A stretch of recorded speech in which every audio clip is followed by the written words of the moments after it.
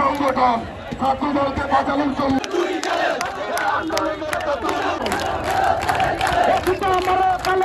দায়িত্বশীল নেতা আছি, আমাদেরকে অবমূল্যায়ন সে এখন আওয়ামী লীগের লোক দিয়ে এখন আমাদের দল নষ্ট করতে চাচ্ছে।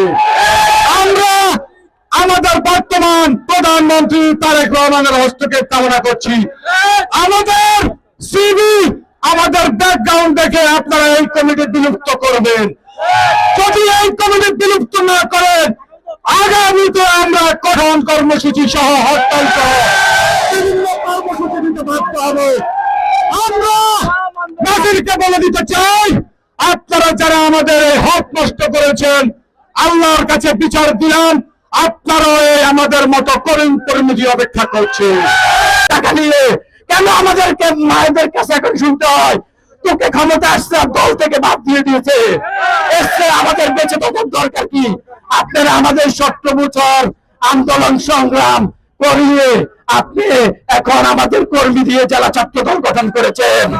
আমরা এটি প্রত্যাখ্যান করি এবং দেশ নায়ক তারেক রহমানকে বলবো, আপনি মানবতার নেতা, এদেশের জনগণের নেতা, আপনি আমাদের অভিভাবক।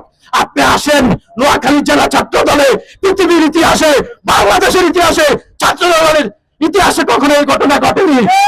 যাকে সাধারণ সম্পাদক করা হয়েছে সে আমাদের কর্মী, তাকে আমরা ইউনিয়ন থেকে উপজেলার জন্য তৈরি করেছি, কিন্তু তাকে জেলাতে দেওয়া হয়েছে। তার নেতা থানা ছাত্র দলের আহ্বায়ক সদস্য সচিবকে অবমূল্যায়ন করে, জেলা ছাত্র দলের সিনিয়র নেতাদেরকে অবমূল্যায়ন করে তাকে সাধারণ সম্পাদক করা হয়েছে।